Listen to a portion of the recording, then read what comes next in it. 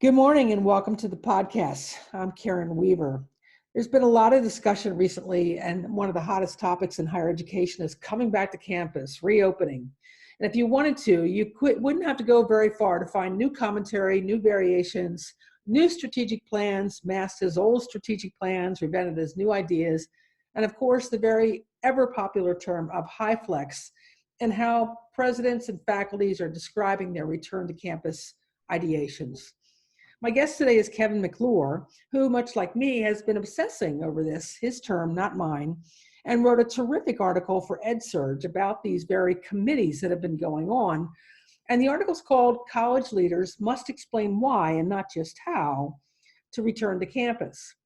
Kevin wrote, "You might say that my interest has bordered on the obsessive. As a professor and scholar of higher education management, leadership, and finance, I have read nearly everything about colleges and the pandemic that's crossed my screen.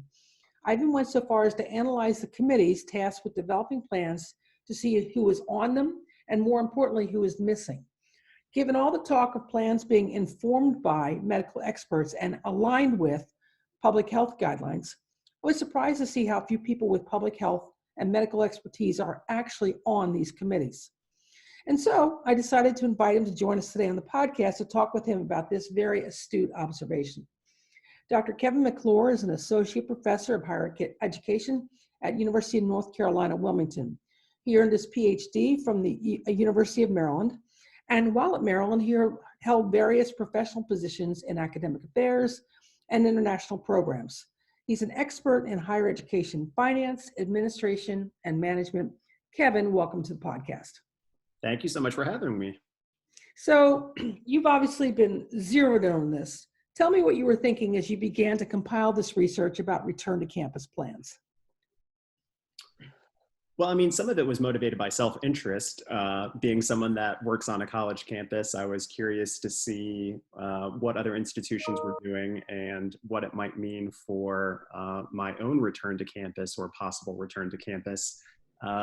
But beyond that, I also, of course, took an academic interest in trying to understand how colleges were approaching what, in my view, was pretty clearly a management problem, and what type of solutions they were coming up with. As someone that has served on multiple committees and task forces, and been involved with, technology rollouts in higher education, I saw very early on that COVID-19 was going to present what was perhaps the most acute logistical and coordination challenge that a higher education institution has ever confronted before.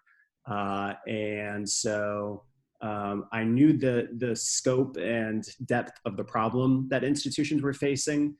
And what that meant for many of these committee and task forces is I knew what type of work that they were trying to accomplish through, in many cases, large committees. And so I wanted to try to figure out how it was that they were tackling this, what kind of ideas that they were coming up with. And what was really important for me is I wanted to know more about what type of expertise in data and evidence were informing the decisions that they were arriving at. So you noted that there was a wide range of reasons that presidents gave publicly after they made their decision about their announcements of returning to campus. Can you review some of those? Sure. Well, I think one of the biggest takeaways for me, and one of my big reasons for writing the article, is that in many instances, there was no reason provided at all. And what I saw was a lot of explanation of what the campus was going to do, how they planned on bringing people back, but very little at all about this is why we have come to this decision. Why is it important for us as an institution to bring people back to campus right now? And I think answering that why question is really important. Because students and faculty and staff and parents and community members, I think, deserve a full account, a full explanation of why something that carries a great deal of risk is necessary. So that was kind of the starting point, is that there aren't very many rationales at all. So I had to rely on largely some of the explanations that were provided by presidents who have written opinion pieces explaining their course of action. And so on one end, you've got the explanation provided by Mitch Daniels at Purdue University, who very early came out saying that Purdue plans to resume in-person instruction. And the rationale that he provided was that at the time that he was writing, he was operating under the assumption that the risk to traditional age students of contracting or become seriously ill from COVID-19 was relatively low, and that students by and large wanted to return to campus. So with those two things in mind, he argued that they have a responsibility to try to bring people back to campus, and to not at least try would be to ignore that essential duty that he believes that he and by extension the university has. Right. So from his perspective, it really kind of came down to students wanting to come back to campus, and this understanding that COVID-19 for traditional age college students presents less risk. I think that particular argument has not aged well in even the short time period since it was written. I think we now have growing evidence that there is significant risk for young people. We also, of course, have a number of people that have pointed out that college campuses are not just populated by 18 to 25-year-old very healthy young people. Even those traditional age students are frequently coming to campus with other conditions that I think increases risk for them, but also that they're going to be transmitters of the illness and create significant risks for communities around colleges, for faculty and staff members. So that particular argument in my mind is full of holes. Right. Wouldn't take too much scrutiny, I think, to reveal that as being now, in particular, just a bad rationale for bringing people back to campus. Right. So that's one of the explanations. Perhaps on the kind of the other end of the continuum, you've got the explanation for not coming back to campus, or better put, for staying largely online. And so one of the leaders that I've seen that have advocated persuasively for that position is Michael Sorrell from Paul Quinn College, who came out very strongly and said that many colleges were deluding themselves if they believed that they were going to be able to bring people back on campus, and to do so without there being a vaccine yet, knowing that COVID cases were increasing, and believing that they were going to be able to do all these things and truly mitigate the risk and keep people from falling ill. And so one way that I distinguish those two positions, I think, is that I think Michael Sorrell is really framing his argument much more in terms of not only protecting our immediate college community, but also taking seriously the role that we as a college play in the broader community, which is to say, I not only want to do my very best to keep my students and safe and kind of bring an ethic of care to my immediate community, but also think about how I can play a role in stopping the spread of COVID-19 beyond campus and in the United States and globally. And I think when you start really thinking about that public responsibility, the role that colleges play in serving the public good, it becomes a lot harder to justify the decision to basically create a hotspot on your college campus. Yeah. And again, two very different universities. One is in the middle of Dallas, Texas, so it's an urban campus. The other in West Lafayette, Indiana, kind of a rural area, one small, one large. So it's a very different area. One you mentioned was the president at the University of Notre Dame, and Notre Dame traditionally carries a lot of weight in this. What was your takeaway on that? So I think that the rationale, John Jenkins made the argument essentially that it is important for us to continue the education of young people because young people are going to play an incredibly important role in building the future that they are, the ones that we are going to rely upon, and we can't just completely disrupt their education or hit the pause button. And so I think his was also in terms of, how do we best serve students to make sure that we aren't disrupting their education, but did have to some extent a societal lens, in the sense that he was thinking about, we're going to need, future problem solvers. And so we need to make sure that we're educating those students. So one, similarity that I would make between Mitch Daniels and John Jenkins is that it is largely a student, and I would argue traditional age student focus when they're thinking about why we ought to bring people back to campus. And I think we could again kind of ask some questions about who else is not being included in that decision-making process, or at least, in what they've written publicly, there is just not as much attention being paid to other individuals beyond that population who also have aspirations and plans for the future, including being alive. Always a good thing to keep in mind. So you took a look at those committees and you noted who was not there. Do you think some of these outcomes might have been influenced by being more inclusive, or the fact that some were missing who might have had important voices? So there were a couple things that troubled me about the committees that I saw. And again, there is a fair amount of variation. You've got some institutions I saw, for example, one that stands out was William and Mary, where I really felt like they did a good job of ensuring that there were different constituencies represented on the committees and various subcommittees. I felt that they did a good job of ensuring that there was medical expertise populated throughout those committees and subcommittees. That, of course, doesn't guarantee one outcome or another, but just in terms of representing voices across campus, I felt that they did a pretty good job.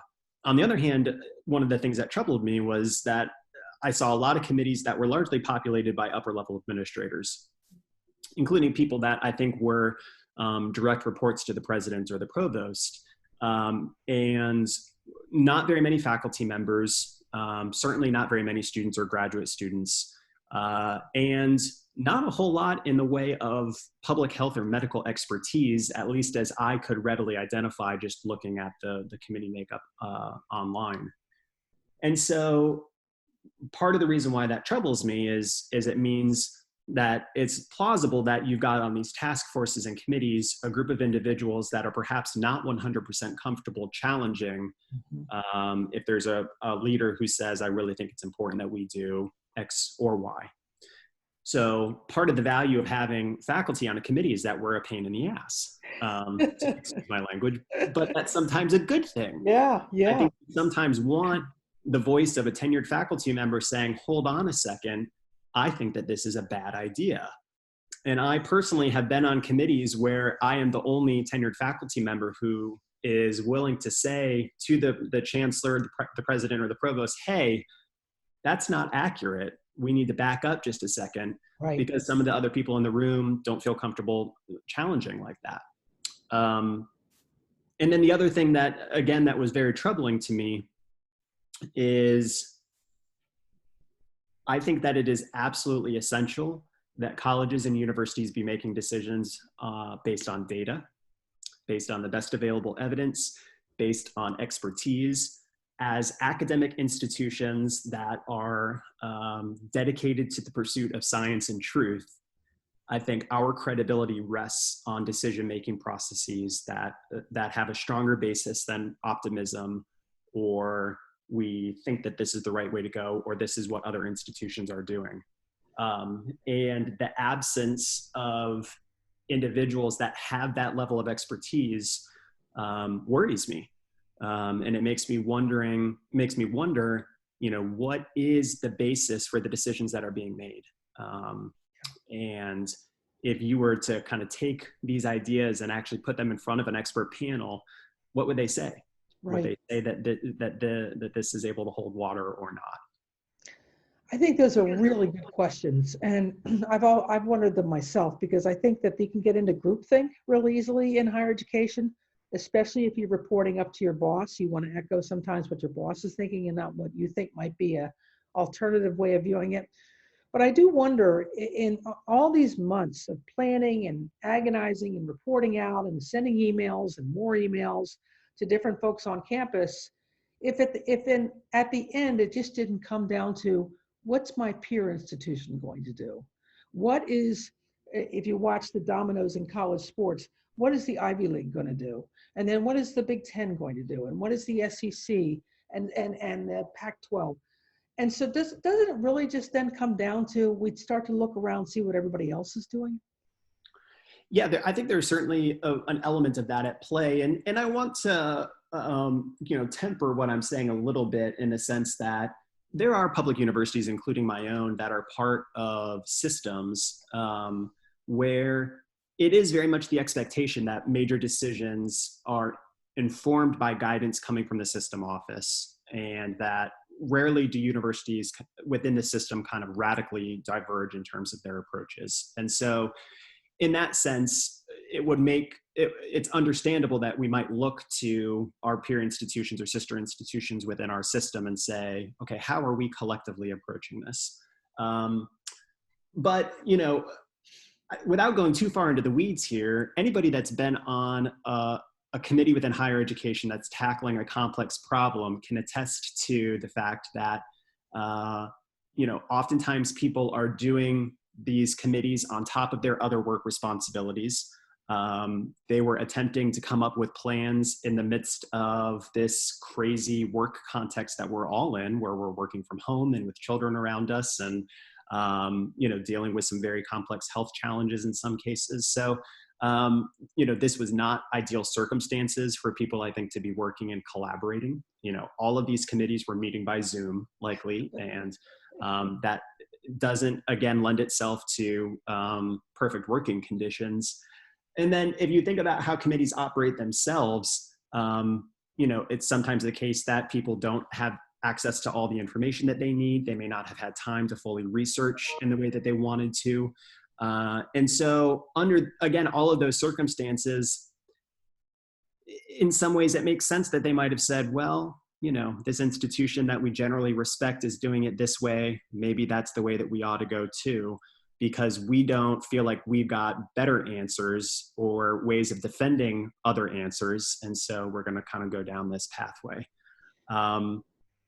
So, again, yes, I think it's certainly plausible that institutions were just looking at what others were doing, at least initially, and making kind of their determinations. And I think the complexity of the work conditions, the imperfections around trying to complete tasks via committee, and just the enormity of the challenge meant that there was a high probability that we were all going to be dissatisfied with the product at the end. Yeah. And that gets to the part of your title of your article, which is the why, and explaining why you've decided to come back. And maybe perhaps that process has just not created a compelling why. What do you think about that? Yeah, I think that's part of it. The other thing to keep in mind is we have to look at what the charge for the committees and task forces actually was. If it's the case that the committee of the task force was charged with figuring out ways of bringing people back to campus, then obviously the plans that they come up with are going to be focused on how do we bring people back to campus. And so some committees may never have even been given the opportunity to consider alternatives. All along, their work may have been focused on how do we bring people back to campus and what are the protocol that we should put in place for that. So I think that's one thing. In terms of explaining why leaders are not offering their own explanations, it could be the case that people have just simply not demanded it of them, or at least the individuals that they report to, in this case, trustees or boards may not have similarly asked them to explain publicly their decisions. And so that could be part of the reason. It could also be the case that so many of them kind of decided at an early point that we were going to plan to bring people back, or we're going to we aim, we plan to bring people back on campus. And so given that, they kind of focused more on we have announced this. How do we make this happen now? And so they were kind of too far down the road to then stop and say, okay, let me explain why we're doing this. The other reason, to be honest with you, that I don't believe that they were necessarily offering too much in the way of explanations is that the explanations were bad. Yeah. That they knew that they didn't have a justifiable position. And, they felt in some cases that there was a good chance that they were going to have to alter what they intended to do in any case. Yeah. So if I'm a leader and I say, we announced from an early point that we were going to bring people back to campus because we knew that we needed the revenue, and that we were getting pressure from politicians or parents and students. And I wrote that publicly and sent it out to faculty and staff. I could anticipate what the answer was going to be. And I'm a thinking person and a human being, and I know that those justifications are just not good enough. And so rather than do that, they just said, you know what, we're going to kind of keep moving down and seeing if we can make this work with the understanding that there's a pretty good chance that conditions are going to change and we're not going to have to do it anyway. It feels like there's a lot of that. You mentioned briefly the UMass Boston president and why you thought she had really done a good job of explaining the why. Yeah, so I appreciated the letter explaining, and so just for context, UMass Boston decided that they were going to go online in the fall. They make the point, which I think you have also underscored, which is that different institutions have different needs. They're serving different populations. They're located in different geographic areas, and so I want to recognize that as well. But what this leader basically said was, we are an urban commuter campus. We've got large number of students that are relying on public transportation to come to campus every day, and then they leave, go back to their homes, then come back. Under these circumstances, we feel that there's just no plausible way of keeping people safe. And what I appreciated is that I felt as though the decision grounded equity, in the sense that the letter acknowledged the fact that COVID-19 has had disproportionate effects by race and income. So, poorer people, people of color, are bearing the brunt of this illness. And so to open a campus with that understanding, in some ways, just continues or perpetuates inequities in society. And the letter also acknowledged that many of their students were living in multi-generational homes. And so they would be coming to campus on public transportation, and then going back home where they're living with people who are older.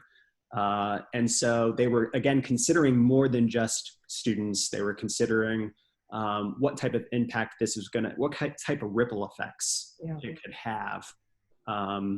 And so I just appreciated that, and I haven't seen enough of that. Yeah. Thinking beyond, this is what our institutional finances look like, or our students are really excited to come back, therefore we are moving forward with this. So in the UNC system, are all the schools Division I in college athletics that play sports? I don't know. I can't imagine that's the case. Okay.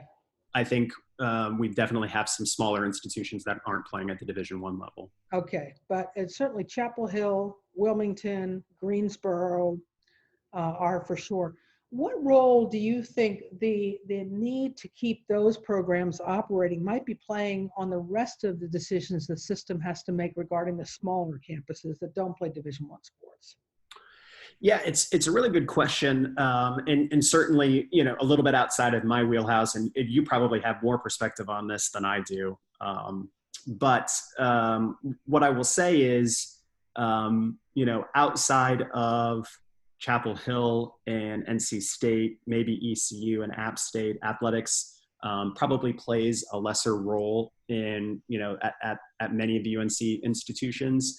And it's certainly the case at our institution that our athletics department is not in a financially stable position, and just recently had requested a fee increase as a way of trying to make it work. This comes as no shock to you, but based on my understanding, athletics is expensive and costs go up every single year in order to be competitive. And if you're at an institution like ours without football, ticket sales only go so far. There just aren't that many avenues of generating revenue. So, to be honest with you, I have not heard a great deal about athletics having a disproportionate influence over decision-making on my campus or within the UNC system. It doesn't mean it's not there or that pressure is not there, but it's not something that I'm hearing about in the same way that I'm hearing about it outside of North Carolina. Yeah. So at your school, it's not much of an enrollment driver? Not particularly, no. Okay. And again, UNCW may be an outlier in this way, but athletics just is a very small part of our campus culture. Again, part of that could be that, we've never had a football team. And so, that particular aspect of the college experience was never part of Right. how we operate. Right. But, there are people that will point to the fact that, it's important for attracting students and having a campus culture and school spirit. But we benefit from being a coastal university that's a stone's throw from the beach. And so I think we have other things that draw students outside of athletics that maybe are more important in some cases. Yeah, no, it makes sense. So to kind of bring it to a close, one of your areas that you have really, focused on is finance. And Inside Higher Education just posted a survey, the results of a survey from the CUBO, the National Association of College and University Business Officers. And there were, as I read through the summary, I noticed some odd things in there. And I'm wondering if they're the same things that you noticed, which was, it seemed like the business officers thought everything was just okay. And they weren't screaming as much as I've heard some other people scream. What was your takeaway? Well, I think people respond to surveys very much based on the present circumstances. And one of my interpretations is that business officers were perhaps surprised by the fact that we are likely in the midst of one of the greatest financial challenges that institutions have faced in a very, very long time. And yet, the whole world hasn't ended. Institutions are not crumbling. We're not seeing kind of a mass closure event at this point. So it's possible that they say, this is as bad as it is ever going to get. And we're still standing. And so maybe that gives you some sort of confidence about how things look in the long term. If we are able to survive this and get on the other side of it, and maybe right now for many of them, they're looking at things and they say, it's not going to be pretty, but we will survive this. Then it says, okay, we have some confidence that on the other, that 10 years from now, we're still going to be here. So what's interesting is, confidence 10 years out was stronger than near-term confidence, which it maybe makes sense that they're expecting that for the next few years, things are going to be really rocky. But after this, we'll be okay. The other interpretation is that they say this is an event that's going to precipitate some really important changes. Again, these are not necessarily always going to be positive changes. I always try to underscore anytime we're talking about cuts within higher education, we're not talking always in the abstract. We're talking about people losing their livelihoods. And those are certainly going to be difficult. But this could be the event that forces changes that maybe we have needed to make, and it will make us stronger financially or leaner, in terms of our operations, so that in the future we're in a better place. Yeah. There's certainly a lot of discussion about how many colleges will survive this and how many won't. And it's certainly an interesting tipping point. Kevin, I really want to thank you for taking some time to talk with me today on the podcast. It's been fascinating to listen to how schools have talked about their reopening plans, because I think that's important messaging around what they think might happen in the fall and also what they think might happen for the rest of the academic year. Thank you very much. Thank you. It's been a pleasure. Absolutely.